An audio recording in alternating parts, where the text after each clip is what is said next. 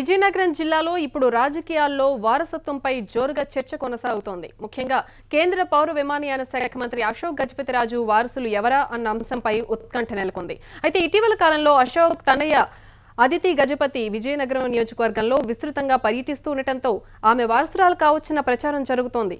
అదితి గజపతి పర్యటన వెనుక ఆంతర్యం ఏంటి, 2019 ఎన్నికలకు రెడీ అవుతున్నారా అనే అంశాలపై అదితి గజపతితో మా విజయనగరం ప్రతినిధి Nagaraju face to face. Vizianagaram జిల్లా అంటే అందరూ గుర్తుకు వచ్చేది విజయనగరం జిల్లా పొసపాటి వంశీయులైన కేంద్ర మంత్రి అశోక్ గజపతిరాజు కుటుంబ వారసత్వం సంబంధించి ఇప్పటికే గ్రామీణ స్థాయి నుంచి అదేవిధంగా రాష్ట్ర స్థాయి ఇప్పుడు జాతీయ స్థాయిలో కేంద్ర మంత్రిగా అశోక్ గజపతి విధులు నిర్వహిస్తున్నారు. ఈ నేపథ్యంలో విజయనగరం జిల్లానే కాదు యావత్ ఆంధ్రప్రదేశ్ రాష్ట్ర రాజకీయాల్లో ఆయనకంటే ఒక ప్రత్యేక ముద్ర ఉంది. ఈ నేపథ్యంలో అటు ఈ గత కొద్ది రోజులు చూసుకున్న తెలుగుదేశం పార్టీ అధికారులు వచ్చినప్పుడు కూడా అశోక్ గజపతిరాజు అంటే పేరు తెలియని వారే ఉండరు. అసలు విజయనగరం పేరు చెప్తేనే ఆయన పేరు వినబడుతుంది.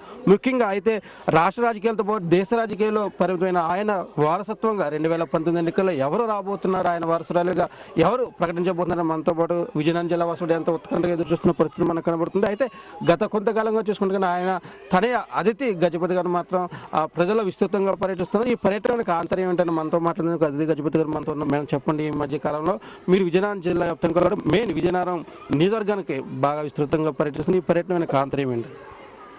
ఏమీ లేదండి, నాన్నగారు నన్ను స్కూల్స్కి వెళ్ళి చూడమన్నారు, పరిస్థితి ఏంటి ఇది అలా చూడమన్నారు. మెయిన్గా నేను నాన్న దత్త తీసుకున్న గ్రామానికి వెళ్ళాను.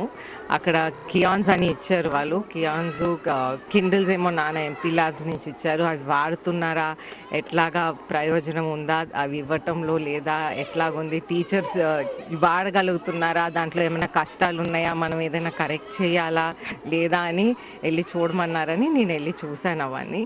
మొన్న నాన్న బర్త్డేకి January 1st ఈ బుక్స్, పెన్స్ ఇట్లాంటివన్నీ పిల్లలకు ప్రయోజనంగా ఉన్నాయి ఇచ్చారు ప్రజలు. అయితే అవి మనం డిస్ట్రిబ్యూట్ చేయడానికి వచ్చాము. ఇప్పటికే మానస ట్రస్ట్ మీద ఒక పట్టు సాధించడం తెలుస్తుంది. మానస ట్రస్ట్ మీద అదేవిధంగా రాజకీయాల మీద కాస్త పట్టు సాధిస్తున్నారు.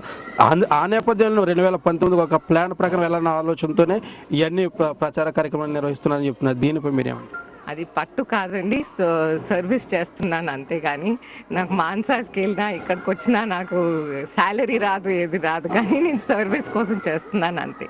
ప్రజలకి ఏదైనా లాభం పొందితే మంచిదని చేస్తున్నాను అంతే. ద్వారపూడి గ్రామం చూసిన అశోక్ గజపతిరాజు గారు ప్రధాని స్వయంగా మన్ కీ బాత్లో కూడా చర్చ జరిగింది. దీన్ని బట్టి చూస్తే మీకు ఏమనిపిస్తుంది?